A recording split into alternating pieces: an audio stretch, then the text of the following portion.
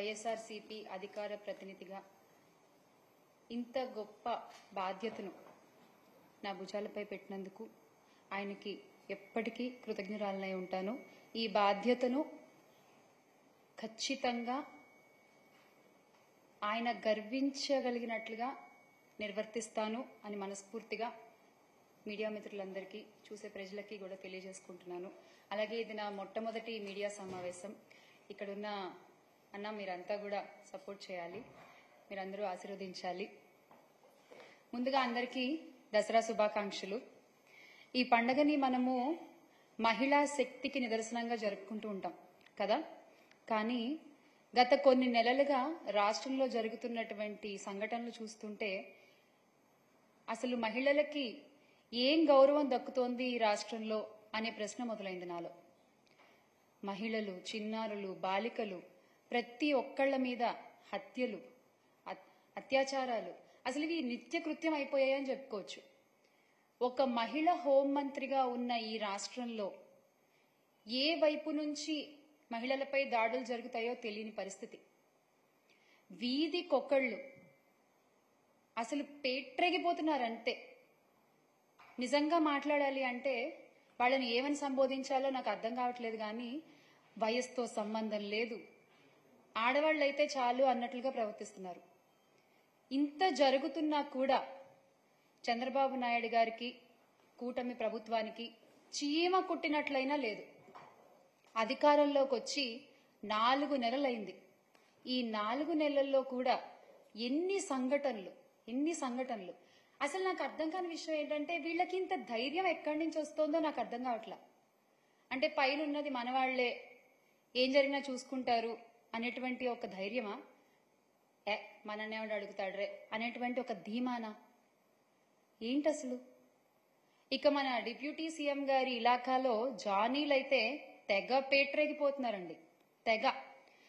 ఈ రోజు కూడా న్యూస్ మీరు చూసుకున్నట్లయితే దళిత బాలికపై, 16 ఏళ్ల బాలికపై దుర్గాడు జానీ అనేటువంటి వ్యక్తి అసలంటే ఊరి శివార్లకి తీసుకెళ్లి ఆటోలో ఎక్కించుకుని ఒక మహిళని కాపలాగా పెట్టి ఆ అమ్మాయి మీద అత్యాచారం చేయడం. ఆయనెవరు? ఈ దుర్గాడు జానీ అనే వ్యక్తి ఆ తెలుగుదేశం పార్టీ పట్టణ అధ్యక్షురాలి భర్త, విజయలక్ష్మి గారు ఆవిడ పేరు. ఆవిడ భర్త, ఆవిడ మాజీ కౌన్సిలర్ కూడా. అంటే ఈ తెలుగుదేశం పార్టీ నాయకులే ఇలాంటి ఘటనలో ఇన్వాల్వ్ అవ్వడం వల్ల పోలీసులు కూడా ధైర్యంగా కేసులు నమోదు చేయలేకపోతున్నారు. ఈ సంఘటనలో కూడా, ఈ దుర్గాడు జానీ సంఘటనలో కూడా డంప్ యార్డ్ లో ప్లాస్టిక్ బాటిల్ ఏరుకునేటువంటి వ్యక్తి పట్టుకుని రెడ్ హ్యాండెడ్ గా పోలీసులకు అప్పచెప్తే అప్పుడు కూడా వాళ్ళు కేసు నమోదు చేయలేదండి. ఆ దుర్గాడు జానీ అనేటువంటి వ్యక్తిని కాపాడడానికే ప్రయత్నం చేశారు. ఇక బాలిక కుటుంబ సభ్యులు పోలీసులపై ఒత్తిడి తీసుకొస్తే ఇక తప్పక వాళ్ళు కేసుని నమోదు చేశారు. ఇది లేటెస్ట్. ఇక మొన్నటికి మొన్న పుంగనూరులో జరిగినటువంటి ఆసిఫియా ఘటన తీసుకున్నట్లయితే ఆ అమ్మాయి కనిపించట్లేదు అని కుటుంబ సభ్యులు ఎప్పుడైతే పోలీసులకి ఫిర్యాదు చేశారో అప్పుడే పోలీసులు గనక సరైన యాక్షన్ తీసుకుని సరిగ్గా మనసు పెట్టి వెతికి ఆ పాపని తీసుకొచ్చి ఆ తల్లికి ఇచ్చుంటే ఎంత బాగుండేదండి. 5-6 రోజుల కాలం గడిపేశారు పట్టించుకోకుండా. చివరికి ఆ పాప చచ్చిపోయి కనిపించింది. ఆ తల్లి పడేటువంటి ఆ కడుపు కోత ఎలా ఉంటుందో ఒక తల్లిగా నేను అర్థం చేసుకోగలను. అంటే ఏం లేదు, చిన్న బాధ, ముందే ఒక్క అడుగు ముందే ఉంటే పోయిందేంటి, ఏముంది, ఒక తల్లి కూతురు కలిసేవాళ్లు కదా అనేటువంటి ఒక బాధ, అంతే, అంతకంటే ఏం లేదు.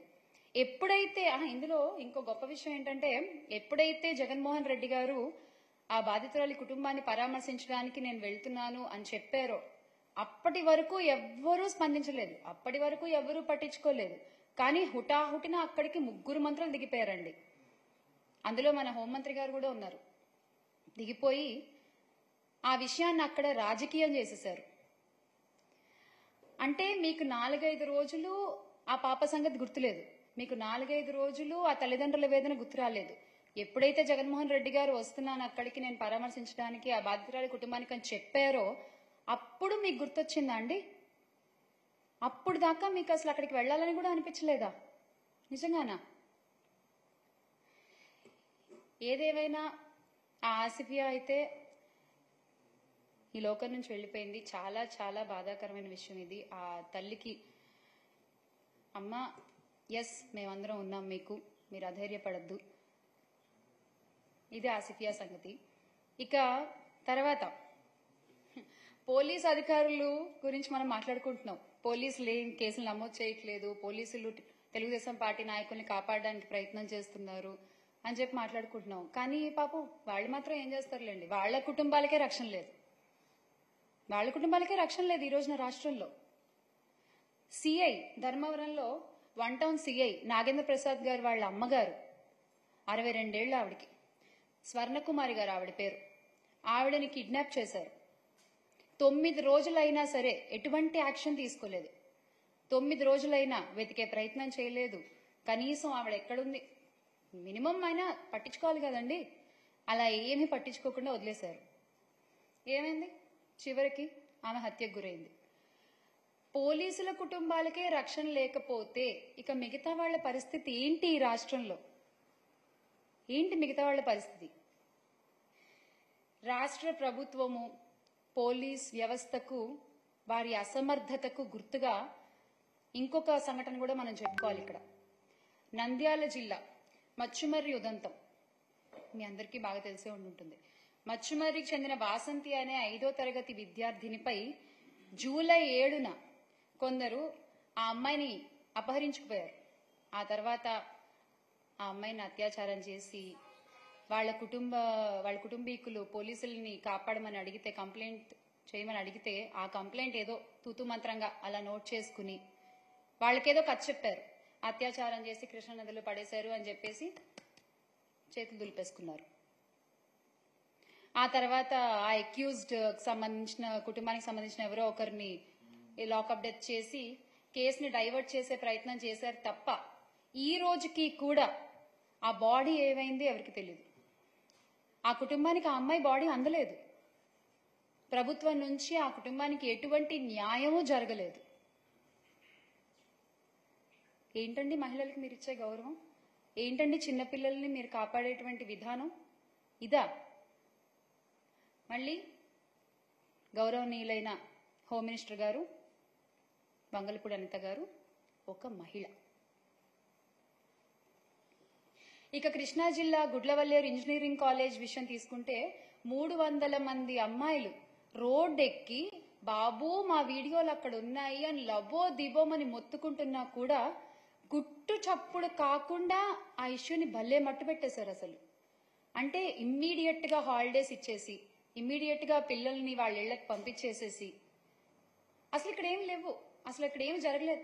అరే కళ్ళ ముందు చెప్తున్నారు కదా ఆడపిల్లలందరూ వచ్చి, అది మీకు కనిపించట్లేదా?